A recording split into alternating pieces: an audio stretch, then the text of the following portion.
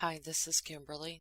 This is a synopsis of Chapter 11 of the book Letters from Christopher, Tragic Confessions of the Watts Family Murders. This book is by Cheryln Cadle, and the chapter is entitled Home for the Last Time. This chapter, it was unsettling. It took me a while to do. It had some disturbing details in there that I've not heard before. So yeah, there's some new stuff, and it was the longest chapter as well. So let's get started. This chapter starts off with the weather report for August 13th. Then the author says what Shanann probably felt and thought throughout the weekend. That she probably thought the weekend was long, and that Shanann probably felt like she wishes she had stayed home.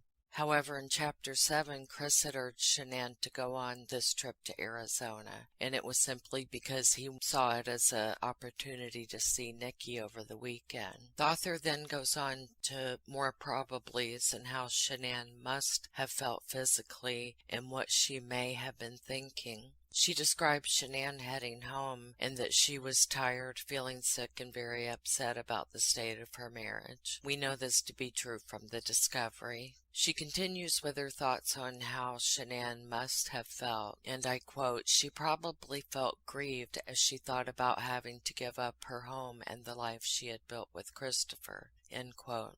Another quote, "Most likely she searched her heart and mind as how to repair the way she had always treated him and taken him for granted." I don't know if she thought that or not, really. I just think it's not necessary to fill the chapter with probably, must have wondered, and most likely. There were 7 probablys regarding Shanann in this chapter. We want just the facts. The author then said she could hear the crickets and the summer nighttime bug noises, talking about when she got out of the car. How does she know that?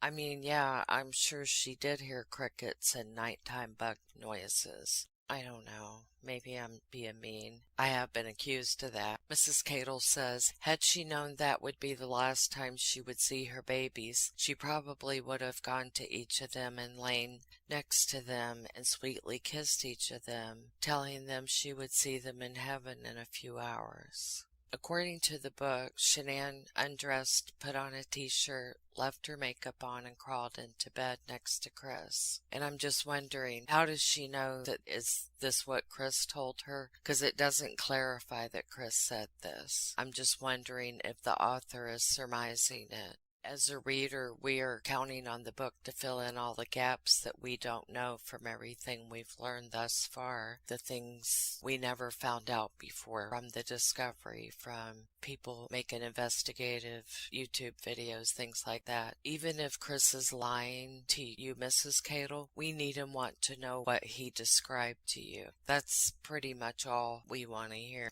So if Chris said something and you've put it in the book, how did you get the information? Was it in a letter, a phone call, face to face? That would be nice to know as we're reading the book. So Mrs. Cadle included the letter that she sold to the Daily Mail. So I'm going to read it in full. It's publicly posted for anyone to see at the Daily Mail website, so I don't see the harm in reading that, and then I will finish commenting on this chapter, which is again entitled Home for the Last Time. Chris's letter is dated April 23rd, 2019.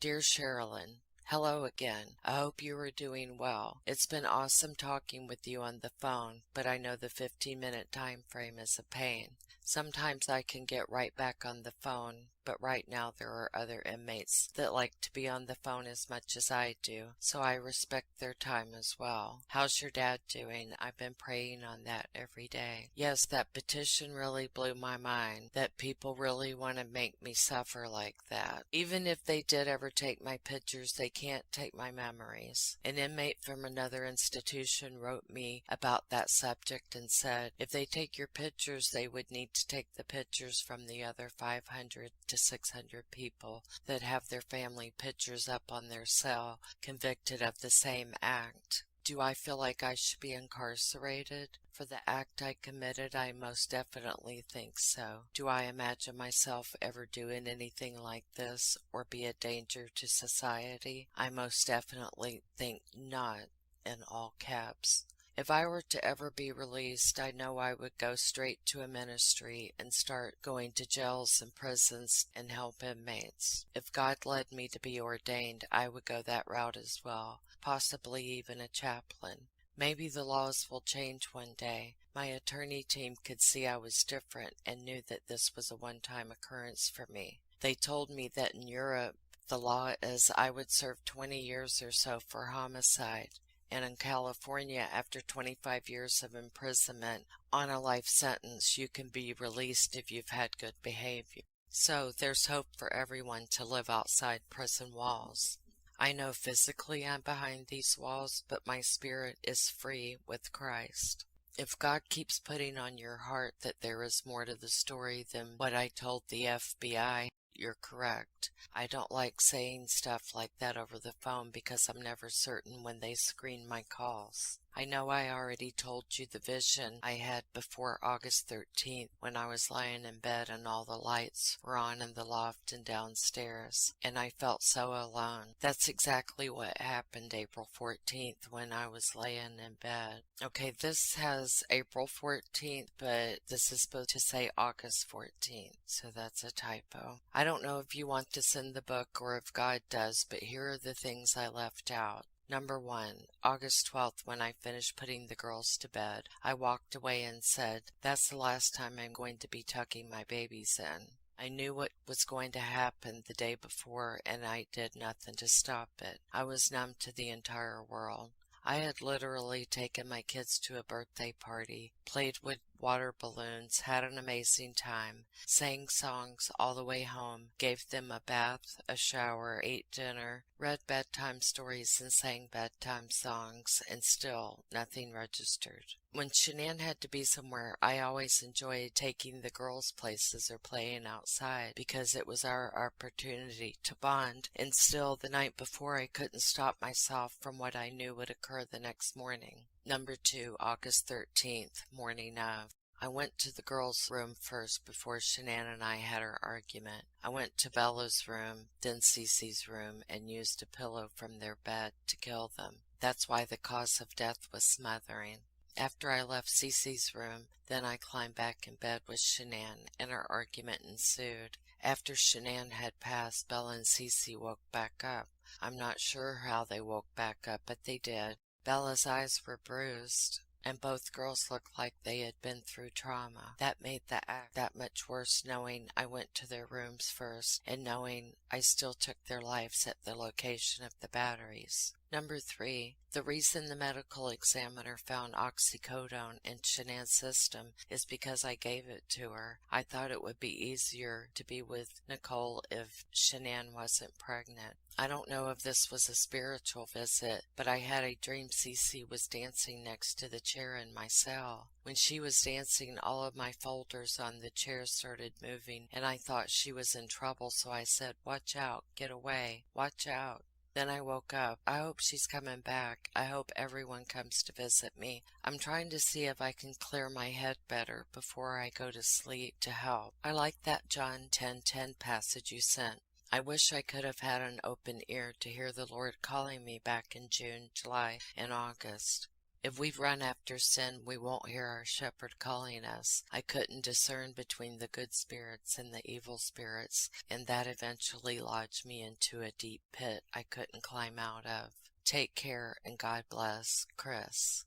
Mrs. Cadle said she had a lot of questions for Chris after receiving this letter, and she details them in this chapter. I appreciate that she did that, and most of this part was quite clear. I'm not going to give it all away here, as the author would not appreciate that. However, Chris told her that the oxycodone is why Shanann could not fight back, and of course he will take to his death the source of the oxycodone. Cadle questions him more about the oxycodone. Mrs. Cadle calls it oxy, of which Chris originally told her he gave to Shanann twice. Then he changes his mind and claims he only gave it to her once. He seems to not want to talk about it because of where and who he got it from. If he did give Shanann oxycodone, how, is what I want to know. Did she again ask for a pain reliever for maybe a headache? Did he mix it in her beverage? I want to know how he got Shanann to take the oxycodone. These questions are frustratingly not answered. But of course he changed his story from twice to once, so we're not going to find out.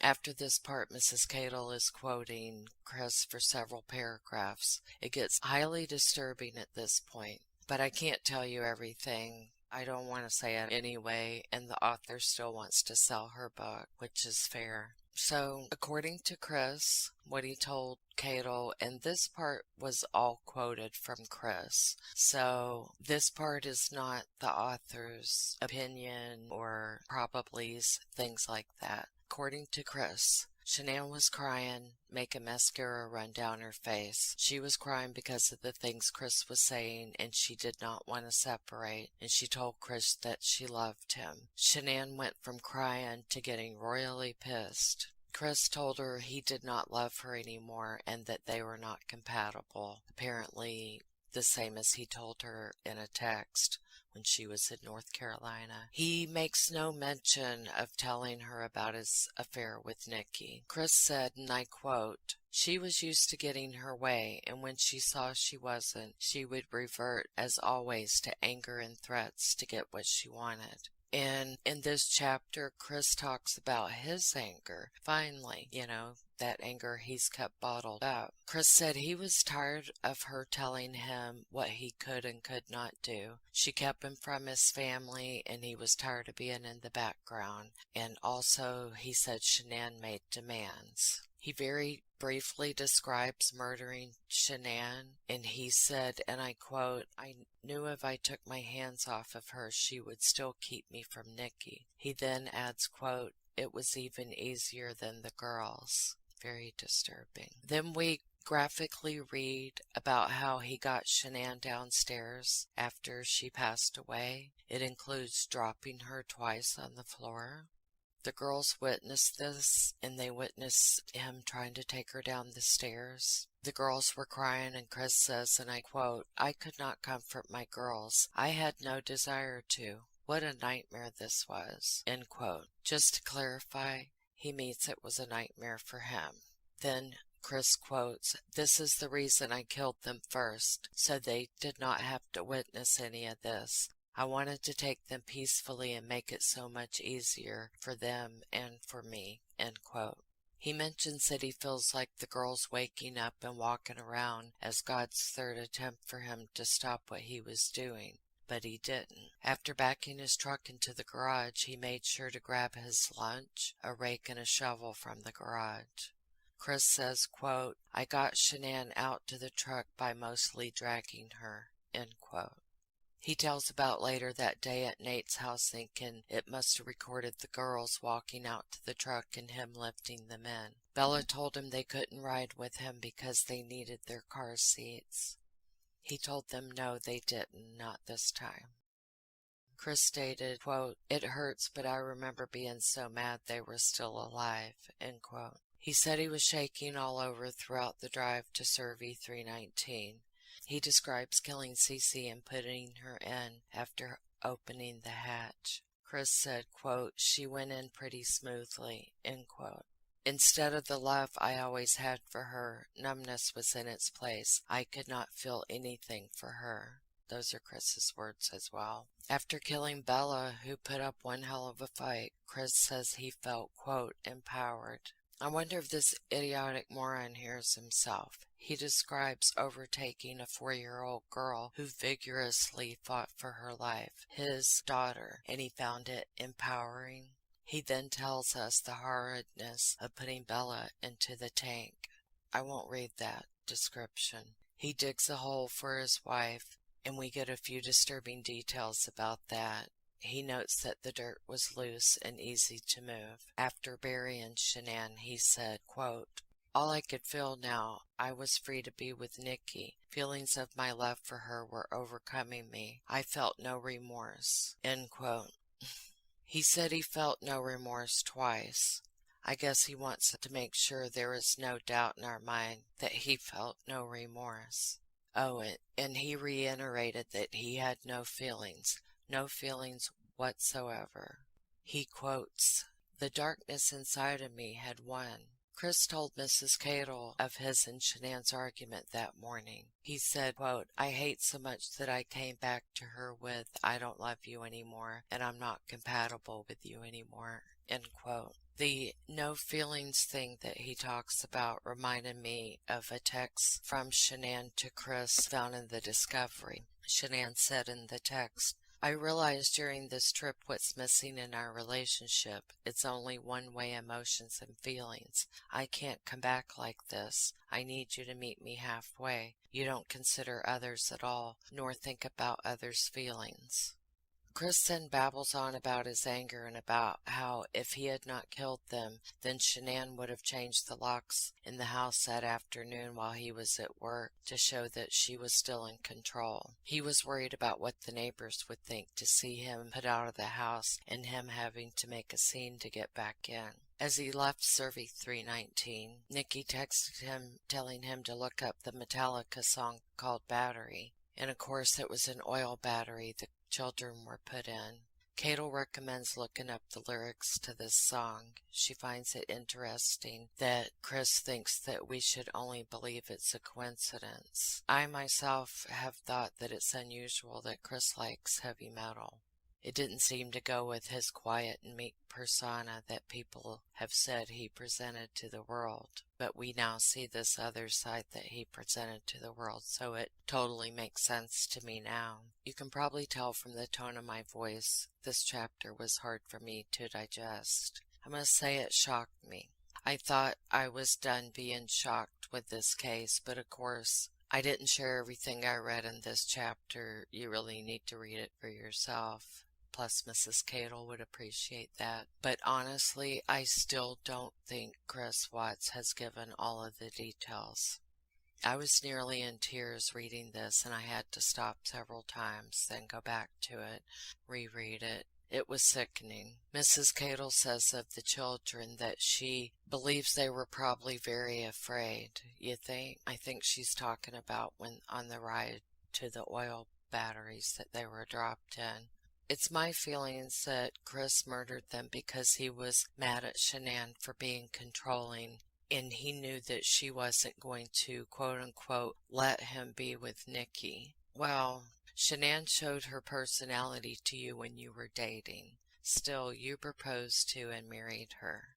People get divorced every day. I've never gotten divorced, but yes, it looks to me like it's hell to go through. But it is unreasonable to believe that Shanann nor anyone would have kept you from Nikki.